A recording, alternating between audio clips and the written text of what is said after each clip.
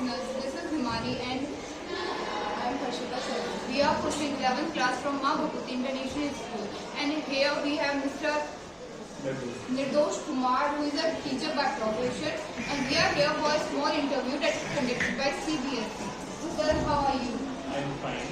Sir, if you are comfortable, so should we start the interview? Yes. So my first and foremost question to you, how you decide this? मतलब teacher ही क्यों? आपके बचपन का सपना रहा या फिर आपकी फैमिली ने प्रेशर किया बताया या फिर किसी को आइडल मान के आप बने? इसके पीछे एक जो रीज़न है वो मैं आइडियल मानता हूँ, क्योंकि स्टार्टिंग से ही मैंने बड़ा टीचर्स का सम्मान किया। टीचर का जो पद है मेरी वो सबसे कहते हैं ना, गुरु ब्रह्मा गुरु विष्णु गुरु देव महेश्वरा और गुरु साक्षात परम ब्रह्म तस्मै श्री गुरुवे। हर जगह हर कोई प्रोफेशन अर्निंग से जुड़ा हुआ नहीं है, ठीक है। अर्निंग सेकेंड थिंग होती है, बट फर्स्ट थिंग होती है लेसन।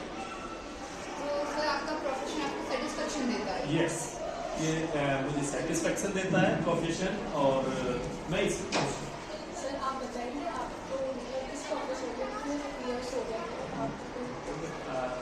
मिनिमम मुझे 15 इयर्स इस प्रोफेशन में।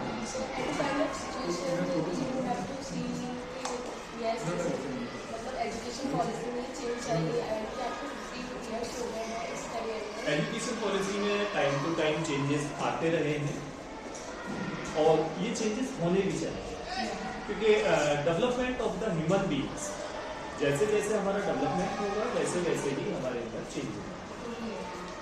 पहले क्या था, स्टार्टिंग में हमारी गुरुकुल प्रणाली चलती थी, स्टूडेंट्स गुरुकुल में रहते थे, गुरु की सेवा करते थे, बट नाउ डेज काफ़ी चेंजेस। अब हॉस्टल्स हैं गुरुकुल की तरह, बट उन हॉस्टल्स में भी चेंजेस। सर जैसा आपने कहा कि जैसे डेवलपमेंट हो रहा है तो चेंज भी होते रहने चाहिए, क्या ये जो अपनी जनरेशन है हमारी यूथ है, तो क्या ये चेंजेस आपको लगता है बिल्कुल सही है या ये सही तरीके से जा रहे हैं या? इन्हें इसमें मैं कहूँगा कि थोड़ा सा कुछ स्टूडेंट तो ऐसे होंगे कि इन्हें पूरी तरीके से एक्सेप्ट करेंगे और एक्सेप्ट करने एग्री करेंगे या उस डेवलपमेंट के साथ चलना स्टार्ट। कुछ के लिए ये होगा कि दैट इज बेस्ट।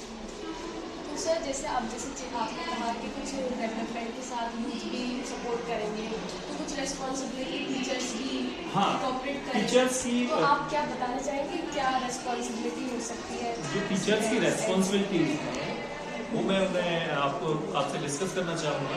टीचर है एक वे, एक रास्ता जो बताना है टीचर को कि आपने जैसे पीसीबी ऑप्ट किया है, आपने पीसीबी ऑप्ट किया है, आपने पीसीएम ऑप्ट किया है, तो इससे पीसीबी से हमें कौन से बेनिफिट होने वाले हैं, पीसीएम से हमें कौन से बेनिफिट। इसमें डिफरेंट साइड में हमारी साइड खुलती है, तो जिसमें भी हमारा इंटरेस्ट, फर्स्ट थिंग तो ये कि अपने माइंड के ऊपर हमें प्रेशर क्रिएट है।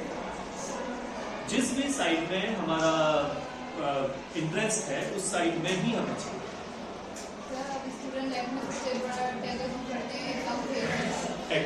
माइंड इट कुछ रेज टू यू क्या if you have failed in your life, if you have been failing experience? Yes. So how do you overcome that? Every failure is a next way to success. Failure को अगर आप failure मानते हैं तो आप fail, but अगर आप failure को सक्सेस समझते हैं, फेलियर क्या है आपका? फेलियर आपको सक्सेस होने के लिए एक नया दे देता है, ठीक है। आप सीखना अगर चाहते हैं तो फेलियर आपके लिए पॉजिटिव है। फेलियर से आपके अंदर वो इंस्पायर, आप फेलियर से अगर इंस्पायर हो गए तो आपको सक्सेस होने से कोई भी नहीं रोक सकता। सेकेंड थिंग इज दैट कि एग्जाम फियर, जब फियर हमें कब होता है या एंजाइटी हमें कब होती है, जब अननेसेसरी प्रेशर हम किसी भी बात का अपने माइंड के ऊपर क्रिएट करते हैं। जब माइंड के ऊपर क्रिएट हुआ कि एग्जाम आ गया, हमने पूरे साल क्या किया, पढ़ाई नहीं की। पद है नहीं, वो सबसे कहते हैं गुरु ब्रह्मा गुरु विष्णु गुरु देवो महेश्वरा और गुरु साक्षात परम ब्रह्म तस्मै श्री गुरुवे। हर जगह हर कोई प्रोफेशन अर्निंग से जुड़ा हुआ नहीं है, ठीक है। अर्निंग सेकेंड थिंग होती है बट फर्स्ट थिंग होती है रेस्पेक्ट। तो सर आपका प्रोफेशन आपको सेटिस्फेक्शन देता है? यस, ये मुझे सेटिस्फेक्शन देता है प्रोफेशन और मैं इसी सर आप बताइए आपको मतलब इस प्रोफेशन में कितने इयर्स हो गए हैं आपको? मिनिमम मुझे 15 इयर्स इस प्रोफेशन में।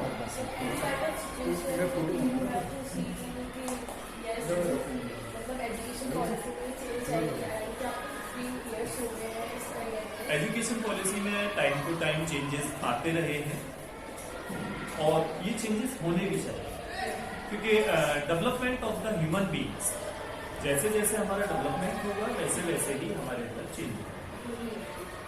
पहले क्या था, स्टार्टिंग में हमारी गुरुकुल प्रणाली चलती थी, स्टूडेंट्स गुरुकुल में रहते थे, गुरु की सेवा करते थे, बट नाउ डेज काफी चेंजेस।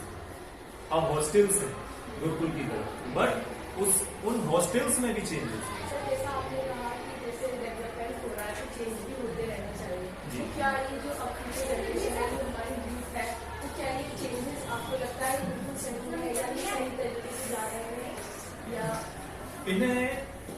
इसमें मैं कहूंगा कि थोड़ा सा कुछ स्टूडेंट तो ऐसे होंगे जो इन्हें पूरी तरीके से एक्सेप्ट करेंगे और एक्सेप्ट करने एग्री करेंगे या उस डेवलपमेंट के साथ चलना स्टार्ट। कुछ के लिए ये होगा कि दैट इज बेस्ट।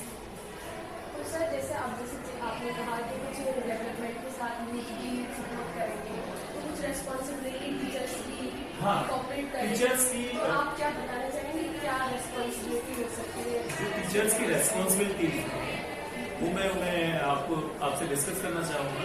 जो टीचर है एक वे, एक रास्ता जो बताना है टीचर को कि आपने जैसे पीसीबी ऑप्ट किया है, आपने पीसीबी ऑप्ट किया है, आपने पीसीएम ऑप्ट किया है, तो इससे पीसीबी से हमें कौन से बेनिफिट होने वाले हैं, पीसीएम से हमें कौन से बेनिफिट होने वाले हैं। इसमें डिफरेंट साइड में हमारी साइड खुलती है, तो जिसमें भी हमारा इंटरेस्ट, फर्स्ट थिंग तो ये कि अपने माइंड के ऊपर हमें प्रेशर क्रिएट है। जिस भी साइड में हमारा इंटरेस्ट है उस साइड में ही हमें चाहिए।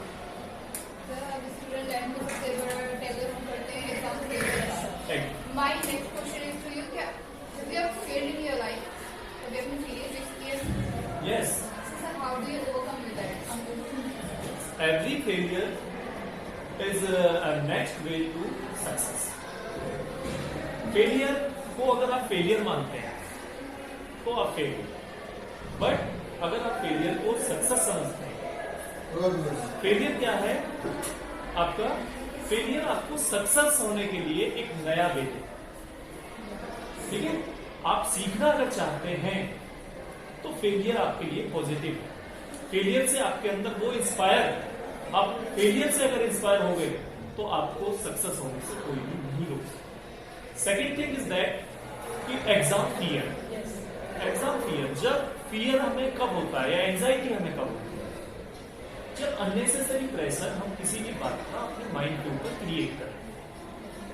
जब माइंड के ऊपर क्रिएट हुआ कि एग्जाम आ गया, हमने पूरे साल क्या किया? पढ़ाई नहीं की। अब जब एग्जाम आएंगे तो क्या होगा? अननेसेसरी फियर हमारे ऊपर क्रिएट। उस अननेसेसरी फियर को, फियर कब क्रिएट होता है? लैक ऑफ नॉलेज में हमें फियर क्रिएट, ठीक है। जब नॉलेज कम होगी तो हमें ऑटोमेटिकली फियर फील होने लगेगा। तो उस फियर को रिड्यूस करने के लिए, एक तो इंप्रूव अवर नॉलेज, सेकेंड थिंग हम योगासन करें, प्राणायाम करें, मेडिटेशन। इस फियर को कम करने के लिए बहुत सारे आपके रास्ते हैं। कुछ फिजिकल एक्सरसाइज से और कुछ मेंटल तो एक्सरसाइज। सर आप हमारे व्यूअर्स को आप क्या मैसेज देना चाहेंगे फॉर स्टूडेंट्स अपने एक्सपीरियंस से और एग्जामिनेशंस एज अ स्ट्रेंथ भी होते हैं जो हमें बताते हैं hard working personality, you know students के अंदर एक हार्ड वर्किंग मैनर को डेवलप करते हैं, कॉन्फिडेंस बताते हैं, तो आप क्या बताना चाहेंगे? मैं ये बताना चाहूंगा कि फर्स्ट थिंग हार्ड वर्किंग तो है ही है, बट उसमें अकॉर्डिंग टू माइंड करना चाहिए।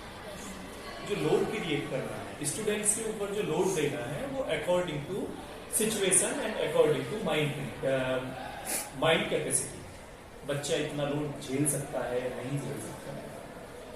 अगर झेल सकता है तो उसे बताया जाए। सेकेंड थिंग, उसे इतनी नॉलेज है भी या नहीं भी, जबरदस्ती किसी भी चीज के ऊपर हम किसी चीज को थोप देते हैं तो I am under pressure and depression. बहुत सारे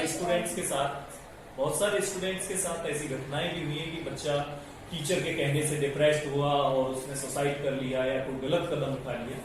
इस तरीके की घटनाएं भी तभी होती है जब उसके ऊपर एक्स्ट्रा प्रेशर दिया जाता है। तो प्रेशर क्रिएट ना करके एक अपना पैशन बनाए और अपने जो भी पॉसिबल एफर्ट्स उन्हें आप अपना। That's also nice. Thank you, and it's really a nice meeting to you. Great, thanks. Okay.